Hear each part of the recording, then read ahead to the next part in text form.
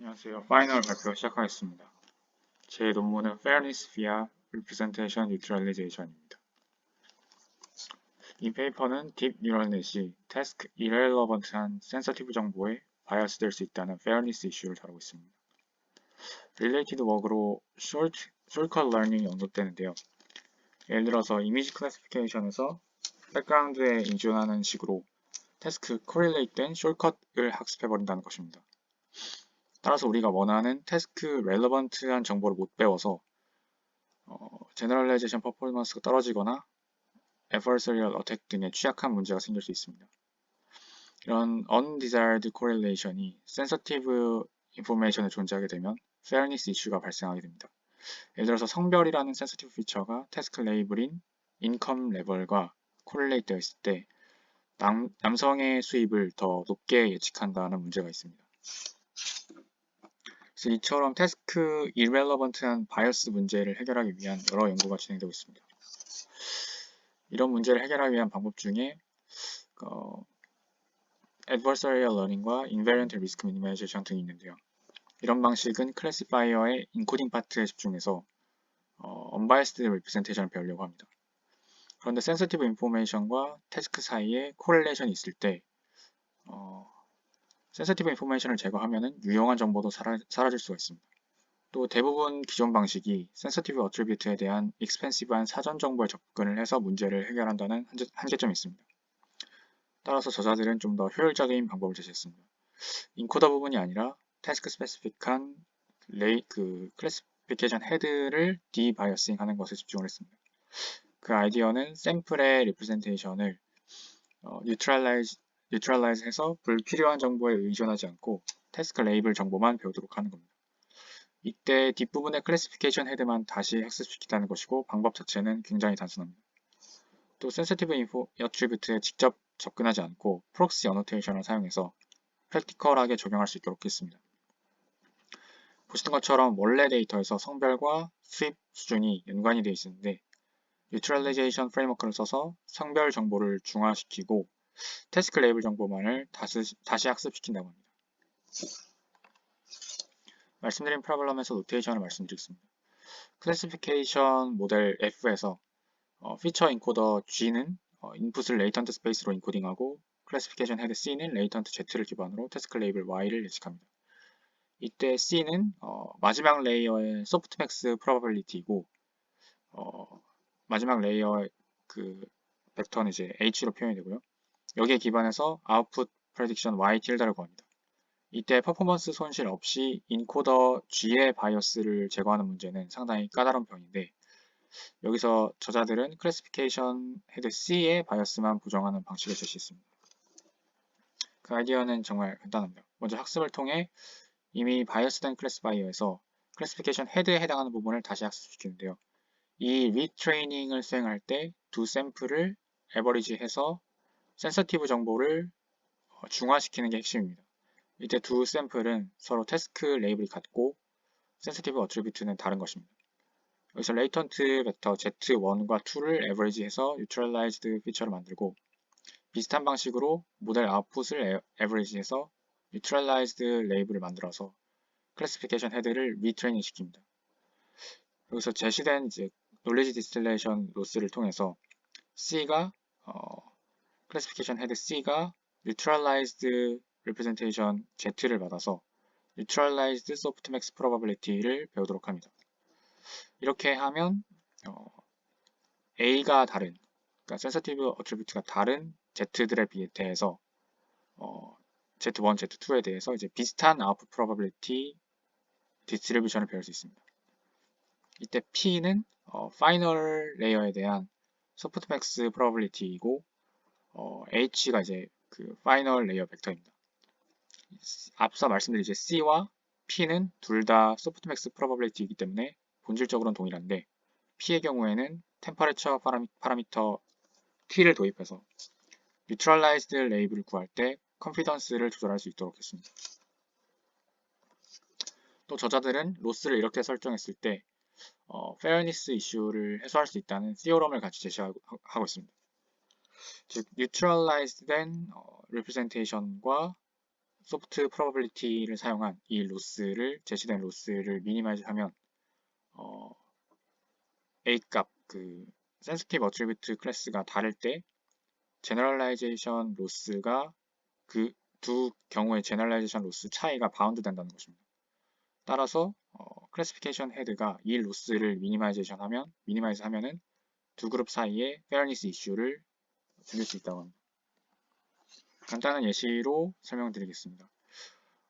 어덜트 인컴 데이터셋 기준으로 A가 1이면 남자고 0이면 여자, 아웃풋 레이블이 1이면 돈을 많이 번다, 0이면 적게 번다 이렇게 가정을 하겠습니다. 이때 레이턴트 벡터 Z에서 파란 부분은 성적이나 뭐 집안 규모 같은 태스크 렐러번트한 정보이고 빨간 부분은 성별 정보입니다. 이때 소프트맥스 프로버빌리티 P는 모델의 프레딕션 디스트리뷰션을 의미합니다. 이때 태스크 아웃풋과 센시티브 어트리뷰트 사이에 코릴레이션이 존재해서 대부분의 경우에는 A가 1일 때 레이블도 1이고 A가 0일 때 레이블이 0인 상황을 나타냅니다. 첫 번째 페이즈에서 모델을 학습시키면은 태스크 렐러번트한 정보뿐만 아니라 성별 A에 의존하는 바이어스된 모델을 얻게 됩니다. 모델의 바이어스를 없애기 위해서 두 번째 페이즈에서는 이미 바이어스된 모델을 사용해서 테스트 레이블이 같고 센시티브 인포메이션이 다른 두 개의 샘플에서 레이턴트 리프레젠테이션 Z1, 2를 각각 가져와서 이 둘의 에버리지 리프레젠테이션을 구하게 되면은 센시티브 인포메이션을 중화시킬 수 있습니다. 이렇게 뉴트럴라이즈된 리프레젠테이션을 클래시피케이션 헤드 C에 트레이닝 인풋으로 넣어줍니다. 마찬가지로 모델의 아웃풋에서 소프트맥스 프로버빌리티 P를 써가지고 뉴트럴라이즈 레이블을 만들고 슈퍼바이즈드 러닝의 레이블로 사용합니다. 근데 이 논문의 중요한 컨트리뷰션 포인트 중 하나가 이러한 센서티브 어트리뷰트 정보에 직접 접근하지 않고 프록시 어노테이션을 제너레이트해서 사용했다는 것입니다. 즉 A에 대한 정보에 접근할 수 없을 때도 뉴트럴리제이션이 가능하도록 했고요. 이 문제를 해결한 아이디어도 굉장히 간단합니다. 바로 바이어스된 모델의 컴피던스를 기반으로 해결했습니다. 예를 들어서 true 레이블이 1일 때 대부분의 경우에는 어트리뷰트 A가 1이기 때문에 모델 컴피던스가 높고 A가 0일 때는 컴피던스가 낮습니다. 그러니까 이러한 실험적인 결과를 활용을 해서 저자들은 바이어스된 모델의 프레딕션 컨피던스에 기반을 해서 여기 테이블처럼 프록시 어노테이션 A 햇을 만들어서 사용했습니다. 그래서 말씀드린 프레임워크를 알고리즘으로 나타내면 다음과 같습니다. 먼저 first phase에서 biased feature network FT를 먼저 학습시킵니다. 그 다음에 second phase 스테이지에서는 knowledge distillation loss를 써서 그 teacher network FT로부터 student classifier FS를 학습시킵니다. 이때 네트워크 이제 프레딕션에 기반한 프록시 어노테이션 A 햇을 생성해서 사용하는데요. 이때 프록시 어노테이션을 만들기 위해서는 모델에 확실히 바이어스가 존재해야 되기 때문에 바이어스를 증폭시키기 위해서 제너럴라이즈드 크로스 엔트로피 로스를 사용했다고 합니다. 이 로스는 그냥 크로스 엔트로피와 비교를 했을 때 그레디언트에 FYQ라는 가중치가 생깁니다. 네, FY는 아웃풋 프로버빌리티이고 따라서 아웃풋 바이어스가 클수록 학습이 증폭됩니다. 여기서 Y는 이제 레이블 클래스이고 Q는 바이어스 앰플리피케이션 디그리입니다. 따라서 이렇게 Generalized Cross Entropy GCE를 써서 바이어스를 증폭한 FB를 써서 프록시 어노테이션 A 햇을 만들었다고 합니다. 다음으로 실험 조건에 대해 말씀드리겠습니다. 먼저 fairness 메트릭으로는 demographic parity와 equalized odds를 사용했습니다. 또 세 가지 벤치마크 데이터셋을 사용했는데 어덜트와 맵스는 태뷸라 데이터셋이고 MLP를 썼습니다. 네, 셀럽 A는 이미지 데이터셋이고 레즈넷을 썼습니다. 베이스라인으로는 adversarial training과 equalized odds regularizzation을 사용했고 후자의 방식은 EO 매트릭에 대해 직접 옵티마이즈하는 방식입니다.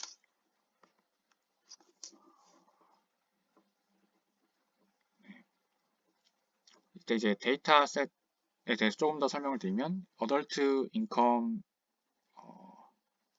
인컴과 이제 셀럽 A에서는 성별이 센서티브 어트리뷰트고 메디컬 익스펜디처 데이터셋은 인종이 센서티브 어트리뷰트였습니다.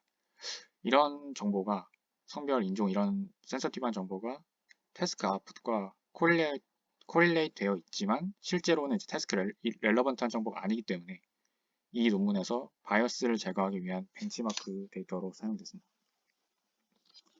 실험 결과 3가지 데이터셋과 2가지 페어니스 매트릭에 대해서 컨시스턴트한 결과를 얻었다고 합니다.